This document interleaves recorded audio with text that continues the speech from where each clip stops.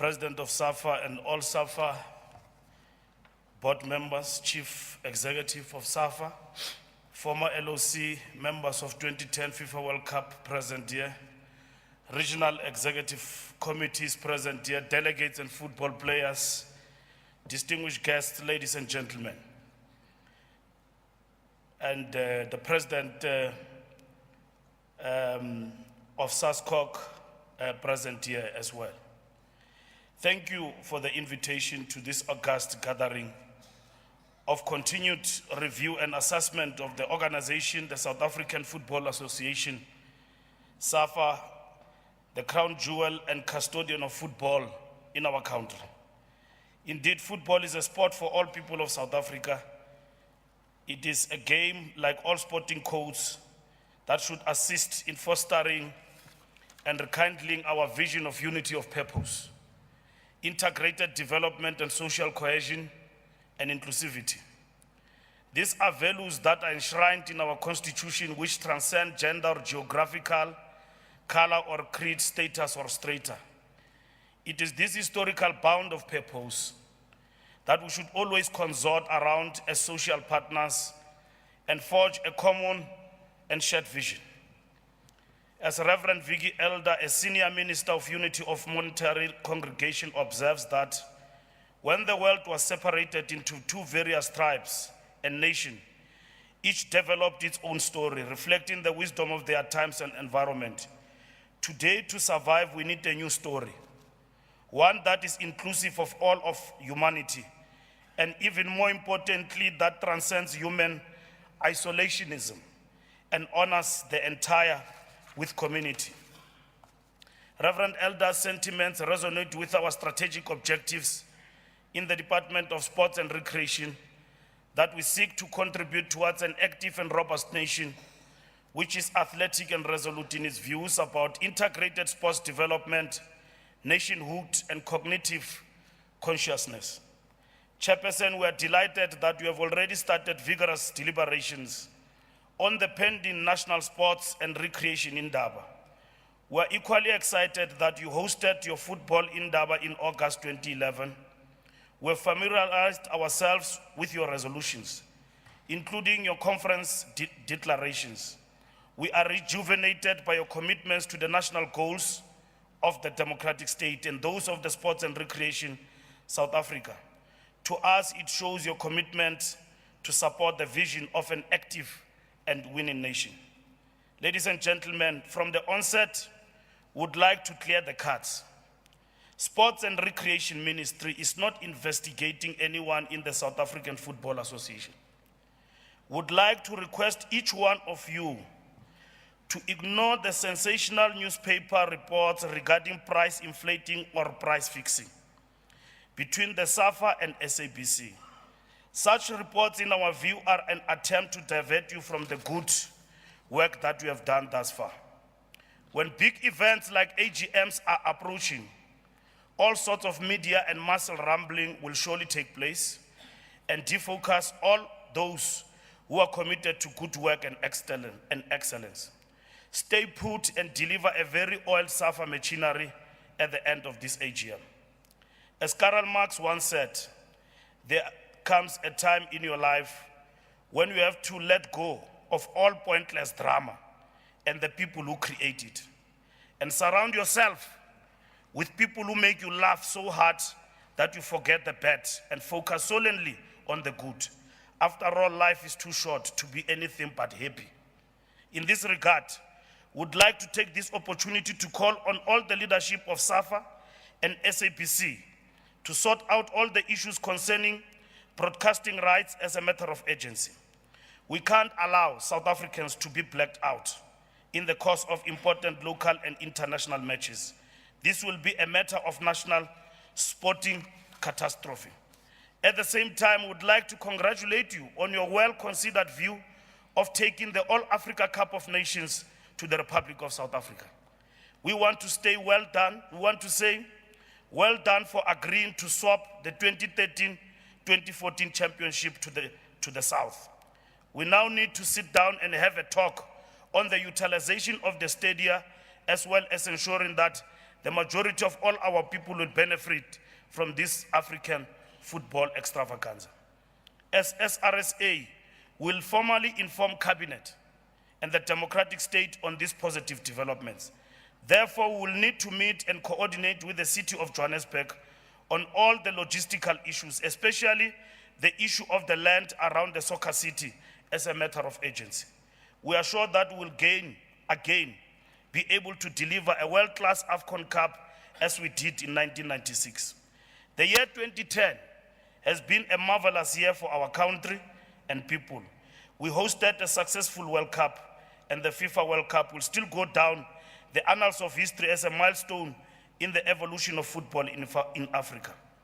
We'll do the same with the AFCON Cup, and we should close 2014 with a positive note as usual.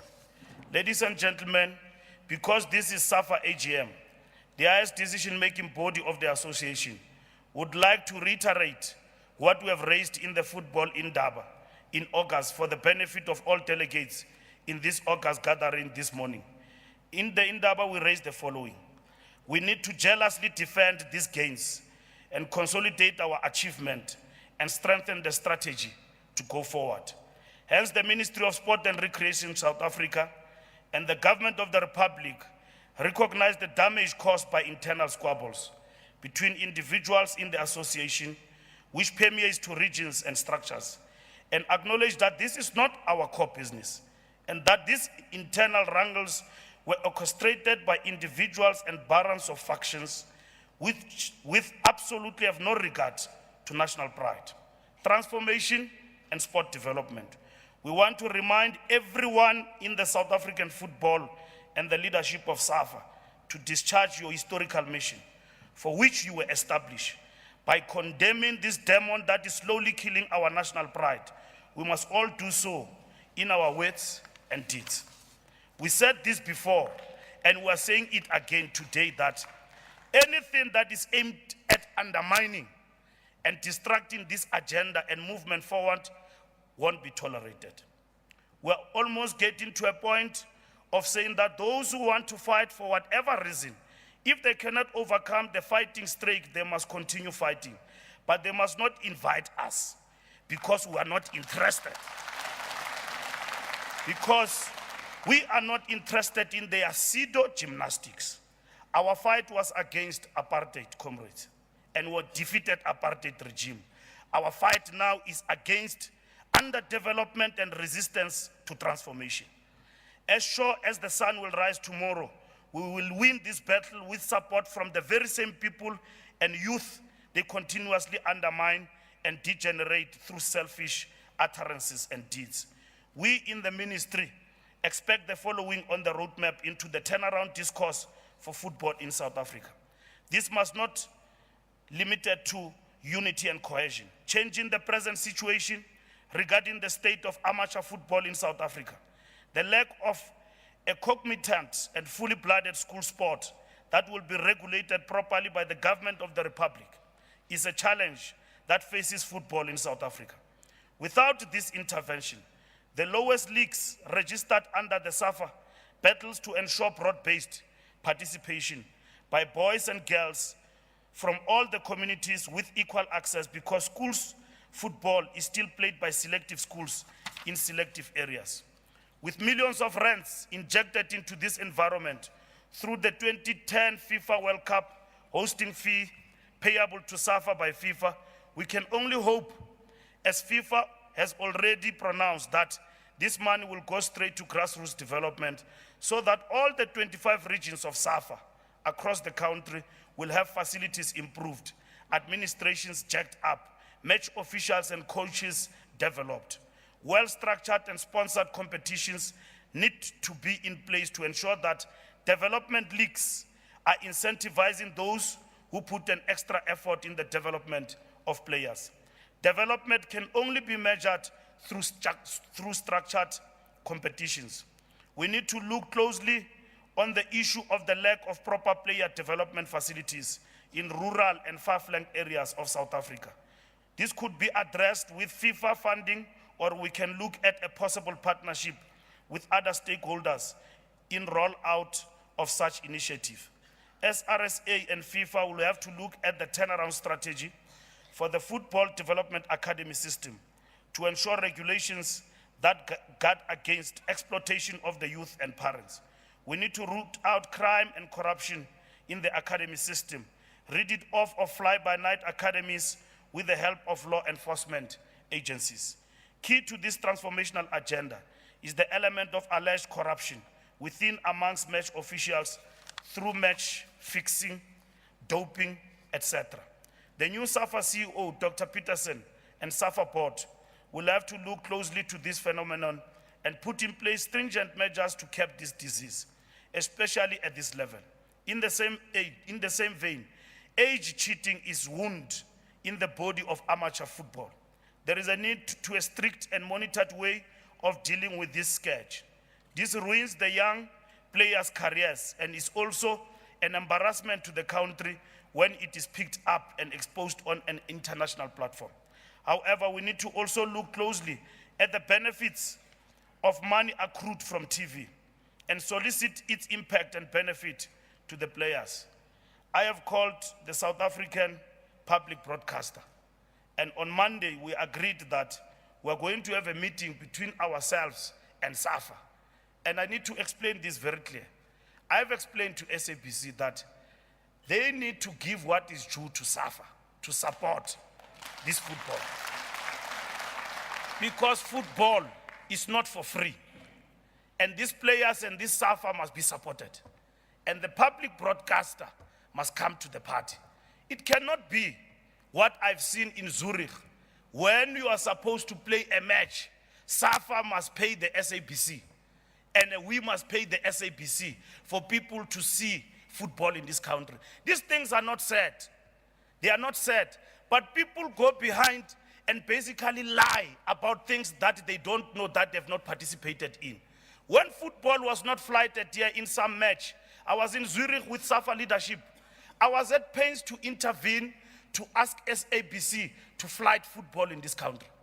And I called SAFA leadership. I was there. They said, no, Minister, we must pay because they are going to say, you know, it's us. I said, that is not happening. Everywhere else in the world, that a public broadcaster and any broadcasting corporation does not come to the party in the funding of football today in the world. Go anywhere, even next door here in Swaziland, where they don't have television. They pay for football. And that is what is happening. And in this particular regard, these are the battles around the table we must sit down and resolve. We must not perpetrate factional disease within football. We love this sport. We grew up knowing nothing. We are what we are because of football. We are what we are. We have succeeded because of football. And we are not here to spoil the party. If anybody thinks we are here to spoil the party, let them go and ask other people. We're not going to do it. We will support SAFA for everything that we want them to achieve. If they go out of the way, we will criticize them. We've got protocols to criticize each other. I'm not going to stand in the street and criticize SAFA. If I want to criticize President Nematendani, I will wake him up in his room 6 o'clock and say, let's meet by Strat and Mhlekazi. You know what you are doing, I must tell you. Finish and clear is not going to happen anymore. And I'm not going to do it to please anybody. And I'm saying that we are not even going to be involved and we're not interested in your own internal affairs of football. Fight your own battles. We'll fight our own wherever we are. And then we win them every day and we lose some. So we're not going to be attracted to the battles of SAFA. And this is your responsibility to koye ningabantu abadala. First and foremost, you are not kids. And then we're going to talk to you with respect and the respect you have shown on us. When you respected us, you didn't judge us by age. You respected us because of what we are. You did not say, Zuma has put Mbalula, a youngster, in a position. You looked at me and you said, can he manage? And then the respect that you have accorded to us, it is the respect that will accord to you. We come from families who know respect. And we're not going to do that by undermining associations and people within football. And we're going to support you in every good thing that you do for the success of this particular game. SAFA and PSL should engage in discussions and involve all their coaches to tighten up relations between and among themselves. The benefit of this dialogue is huge for the country, especially on the issue of player selection and player availability for club, national and international commitments. SRSA and SASCOC will have to devise means to deal with the issue of the shortage of skills in sport and recreation, particularly in administration, management, marketing, and communications. This should include skills development and sport legislation, drafting and analysis, financial management and sport business, development and ownership, even savings and investment skills. Therefore, as Sports and Recreation South Africa, we will await the resolutions of this AGM and the program of action based on the roadmap. Thank you very much.